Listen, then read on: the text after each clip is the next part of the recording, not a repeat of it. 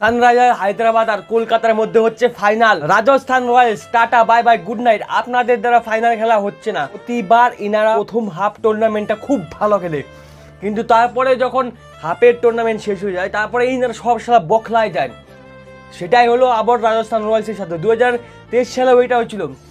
এক মাস ইনারা টপে ছিল, এক মাস, তারপরে লাগাতার 6-7টা ম্যাচ হাইরে টুর্নামেন্ট থেকে বাইরে। এইবারও সেটাই হলো যে প্রথমে 1.5 মাস ইনারা টেবিল টপার ছিল, তারপরে লাগাতার 4টা হাইরে ইনারা খেলে এলিমিনেটর। আর এলিমিনেটর খেললে আপনার চান্স থাকে না, তো এখানে সম্পূর্ণ দোষ রাজস্থান রয়্যালস। রাজস্থান রয়্যালস চাইলে টপ 2তে ফিনিশ করতে পারতো, তারপরে ইনারা একটা চান্স পাইতো। সেই জায়গায় খারাপ পারফরমেন্সের কারণে রাজস্থান রয়্যালস আর চান্স পাবে না। Rajasthan Royals tata bye bye good night. Sanju Samsung একদম ঘটিয়া পারফরমেন্স, কোয়ালিফাই 2টা ম্যাচই। সঞ্জু স্যামসংয়ের কী হয়, যখনই বড় ম্যাচ আসে তখনই উনি বখলায় যায়। ইন্ডিয়ার থেকেও যখন খেলে তখন বখলায় যায়, কিন্তু যখন আইপিএলের নর্মাল ম্যাচ থাকে সেই জায়গায় সঞ্জু স্যামসং বহুত পিটানি খায়, মানে বহুত পিটানি দেয়। কিন্তু যখনই বড় ম্যাচ, একটু পেশার ম্যাচ, সঞ্জু স্যামসংয়ের দ্বারা হচ্ছে না, হয় না।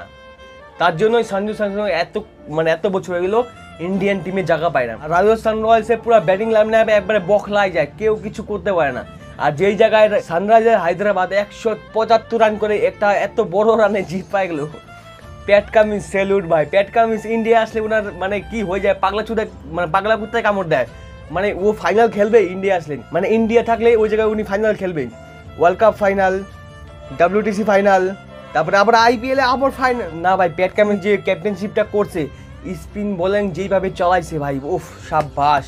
যে জায়গায় ওনার কাছে এত বিকল্প, মানে এত অপশন ছিল, এত অপশন ছিল, সেই জায়গায় উনি স্পিন নিয়ে আসে। Part time spinner Abhishek Sharma, ইনাকে দিয়ে বল করাইছে, অভিষেক শর্মা উইকেট নিয়ে নিচ্ছে। তো ভাবতে পারেন প্যাট কামিন্সের দিমাগ কিরকম চলে। সাব্বাস প্যাট কামিন্স। আর সানরাইজার হায়দ্রাবাদ চলে গেল ফাইনালে।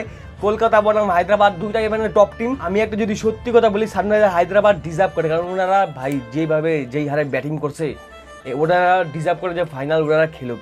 আর কলকাতাও ডিজার্ভ করে যে এইবার ট্রফিটা জিতুক, কারণ ওনারা টপে আছে। কলকাতা আর হায়দ্রাবাদ ফাইনাল, এই ফাইনাল যদি দেখি আমি, কলকাতা একটু পাল্লা ভারী আছে, কারণ ওনার কাছে ব্যাটিংও যেরকম, বলিংও সেরকম।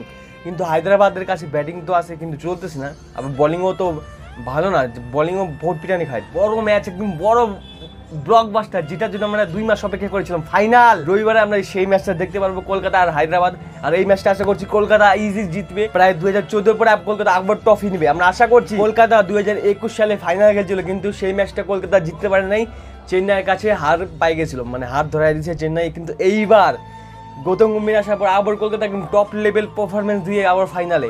এইবার তো কলকাতা জিততেই হবে গাইস, কলকাতা বলবো জিতবো রে।